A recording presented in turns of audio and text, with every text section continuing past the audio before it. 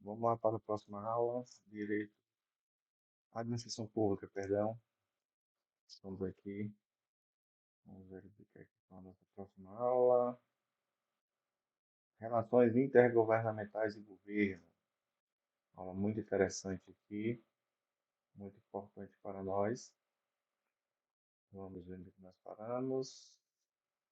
Relações intergovernamentais. E vamos lá. Relações intergovernamentais. Existem duas formas da gente fazer essas relações, seja ele do modo vertical, ou seja, de cima para baixo, de baixo para cima, como as relações intergovernamentais de forma horizontal. Sabemos que as formas verticais são realizadas de forma mais hierárquica, onde nós conhecemos e estudamos lá em Fundamentos da Administração, especialmente dos fundamentos trazidos pela hierarquia militar. Então, a vertical é o tipo de relacionamento que geralmente incorre numa relação de hierarquia.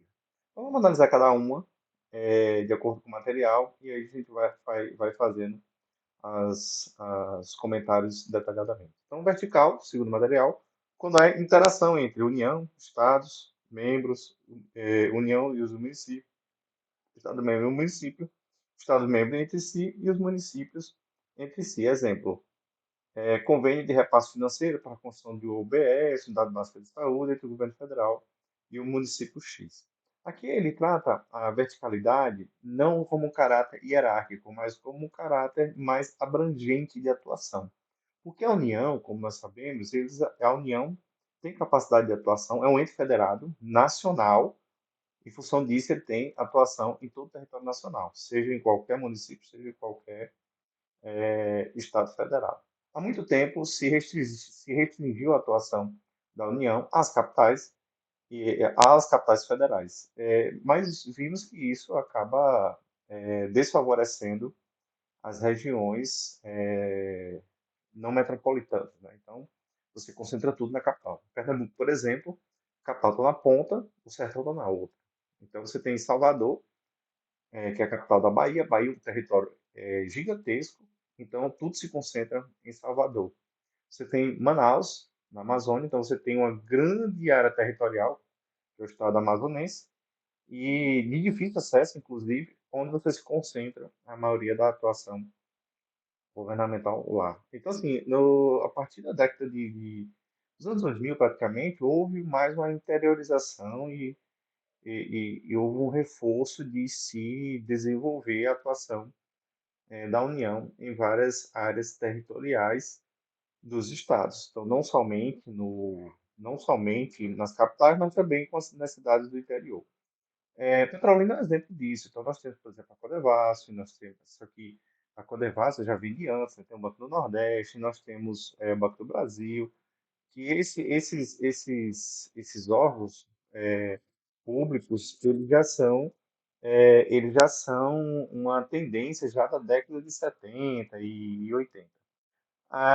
Mas nós temos como, por exemplo, dos anos 2000 para cá, a Univasf. Então, a Univasf, a sede dela é em Petrolina, então ela sai do cenário das capitais e vai se interiorizando. Então há uma tendência de interiorização, ou seja, o ente federal da União vai se interiorizando e saindo um pouco da centralidade ali da zona metropolitana e capitais, especialmente.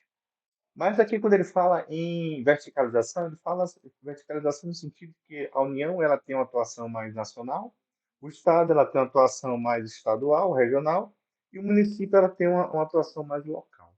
Então, ele trata isso como se fosse uma pirâmide e ele trata isso como se fosse uma relação vertical. Geralmente, essas relações verticais se dão mais com protocolos, né, de intenções, esse protocolo de intenções, ó, eu tenho interesse da gente fazer uma política pública conjunta aqui. E depois isso é consubstanciado ou isso é tratado por meio de um convênio. Geralmente envolve recursos e envolve obrigações mútuas entre os entes federados. Então, por exemplo, convênio de repasse financeiro para a construção de UBS, Unidade Básica de Saúde, entre o governo federal e o município X. Então, existem várias formas de se pactuar isso. Então, pode ser um convênio do governo federal, vai financiar a construção, a compra dos equipamentos, o município, para instituir aquela unidade básica de saúde, entra com a contratação dos profissionais de saúde. Muito comum esse tipo de convênio, esse tipo de relações intergovernamentais. Como também a questão do Bolsa Família, né? O governo entra com o valor do Bolsa Família e o município entra com o serviço de cadastro, de validação, ou seja, o serviço mais da ponta, né?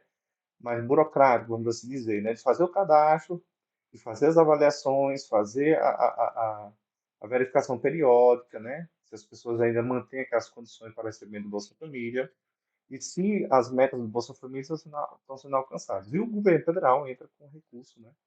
E o pagamento. Então, isso é um tipo também de convênio, tipo de relação entre relações intergovernamentais de forma vertical. Horizontal, quando os entes governamentais estão presentes dentro do mesmo espaço territorial. Exemplo, convênio entre a Promotoria do Estado de Pernambuco e a Prefeitura Municipal de Petrolina para apoiar as crianças e adolescentes em situação de vulnerabilidade social. Então, você tem o órgão de promotoria, que é do Poder Judiciário, né? É um poder, é um órgão local, e você tem o município de Petrolina. Então, você tem ali, em tese, né? Existe uma relação de paridade, mas paridade no sentido de atuação local. Então, você chama isso de relação horizontal. Isso pode se dar por meio de convênios, assim como também pode se dar por meio de acordos, né? Não há nenhum problema em relação a isso. Pearson observou: o sistema federativo se sobrepõe à questão quem deve fazer isso, sobre a pergunta o que deve ser feito. A inexistência de uma limitação clara poderia levar à fragmentação das políticas sociais, que acabaria por gerar duas situações: a ausência de ações governamentais e a sobreposição das iniciativas de diferentes níveis do governo ou em um mesmo tempo.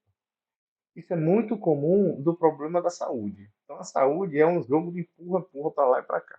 A educação também, até pouco tempo, era assim. Então, a educação é a obrigação de todos, mas ninguém faz. E no governo Fernando De uma Henrique, forma escalável, de uma forma rápida. Beleza? ele, Agora, em relação a aprender, que foi o segundo ponto que eu destaquei aqui, qual seria melhor para aprender? Bom, aí de novo, vai depender do projeto que você vai querer entrar. Eu recomendo para a galera que é mais iniciante em Python, eu acho que o Flask é mais. então, voltando aqui para o nosso tema, que acabou dando esse probleminha aqui, vamos lá. Voltando. Então, a questão da educação até pouco tempo era um problema, porque você tinha os municípios tinham arrecadação muito inferior ao Estado Federal, à União, muito inferior aos estados brasileiros, né? E ela ficava responsável pela alfabetização em geral. Então, o Fernando Henrique criou-se um fundo, o Fundeb, e a partir daí estabeleceu diretrizes, estabeleceu metas e estabeleceu um fundo, né? Ou seja, um recurso para poder gerenciar isso. E, na minha opinião, com um grande sucesso, porque ele estabeleceu quais são as obrigações de cada ente federado, especialmente com recurso, né? Não cabe ao governo querer colocar o recurso em educação ou não. Você tem que colocar recurso em educação, é uma política de Estado. Então, a partir desse recurso, você executa as políticas educacionais. E foi, para mim, assim, universalizou de verdade a questão da educação básica no Brasil. Temos muitos problemas, sempre temos que avançar em relação a isso, mas foi um pontapé inicial muito importante. Precisamos dar um passo também na saúde. Então, hoje, por exemplo, nós estamos aqui na região do Vale do São Francisco, superlotação dos hospitais. Até para fazer um raio-x, vem pessoas de 300, 400 quilômetros para fazer um raio-x. Ou seja, um simples equipamento de raio-x. E o Estado tem essa dificuldade. Ou seja, você não tem raio-x a 300 quilômetros. A pessoa está todo quebrada, tem que viajar para poder fazer o raio-x no hospital e depois voltar. Então você viaja 300 km para ir, viaja 300 km para voltar, só para fazer o raio-x. Então o custo é alto em relação a isso. Nós temos de grande dificuldade para poder executar esse tipo de política. Então precisamos resolver essa questão também por meio de uma pactuação, porque daqui a pouco você está fazendo sobreposição, né? Quando se cria a questão da regulação do serviço de saúde, né? ou seja, você distribui melhor, né, a necessidade de saúde de acordo com a disponibilidade, né, de leitos e consultas por estado do município. Mas mesmo assim, foi um grande passo, mas ainda não é um passo suficiente para se resolver a situação. Penso que tem que ter um fundo realmente para poder dar conta da questão do serviço de saúde. E uma boa gestão, que eu penso que é um passo subsequente. Como aconteceu na educação, né? Primeiro recurso, pactua quais são as obrigações, especialmente de recurso e de cumprimento de metas, que tem que contratar os professores, que tem que pagar, enfim. E a partir daí você trabalha na questão da gestão, né? Da melhoria da gestão. Então, hoje a educação tem se avançado bastante, mas precisamos melhorar a qualidade do gasto na educação e melhorar também a gestão desse gasto. Na saúde, ainda precisamos definir uma política um pouco mais focada no financiamento desse fundo para a saúde. É um sistema, o sistema único de saúde, na minha opinião, é excelente, porque, por exemplo, você está nos Estados Unidos, ou em qualquer outro país, para você ter acesso à saúde, você pode ter muita dificuldade em ter acesso à saúde, porque não é tudo pago. Então, se você não tem recurso, você fica lá morrendo e você não tem acesso a recurso, você não tem acesso à saúde.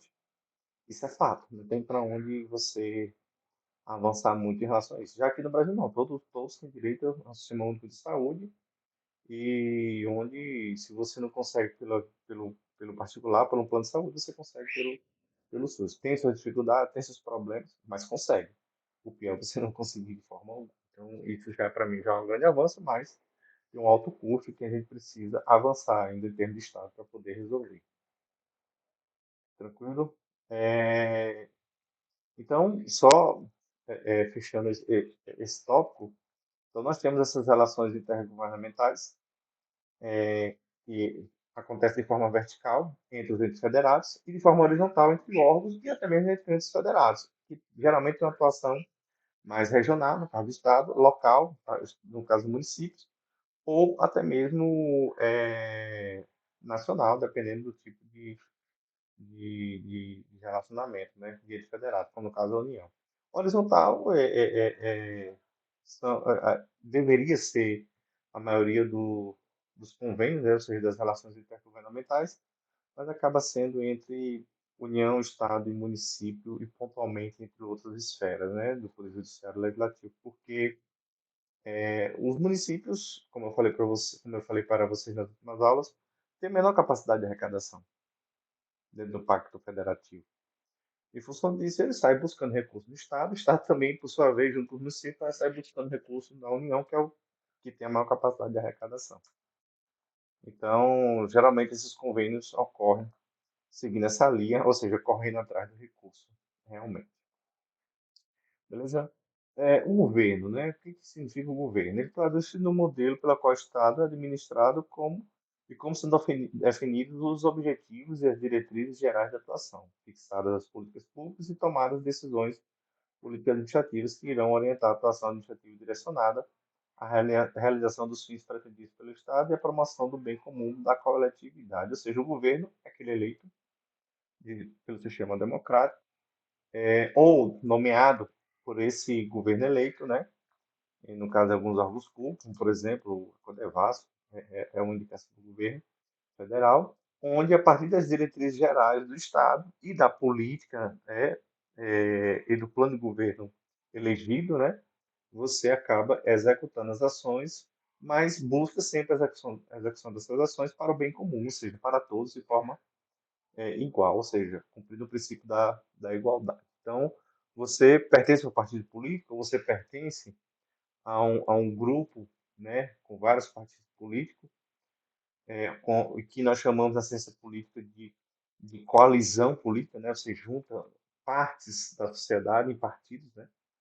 E a partir daí vocês vão, esse governo eleito, né, democraticamente, por maioria, vai executar suas políticas a partir daquele plano de governo, mas focado no bem comum. Não pode fazer distinção na hora de governar. Então, em síntese, pessoal, o governo representa a parte política do Estado que atua na condução da coisa pública. É o governo que define os objetivos estratégicos a serem seguidos.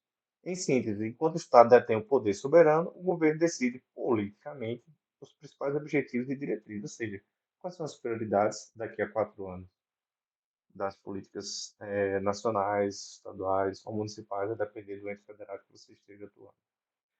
A administração pública é responsável pela execução do que foi estabelecido, especialmente por lei. Então, o governo, ele governa para o povo a partir de uma determinação do povo que o elegeu e a partir da pauta, mas sempre governa para todo o Estado brasileiro, ok?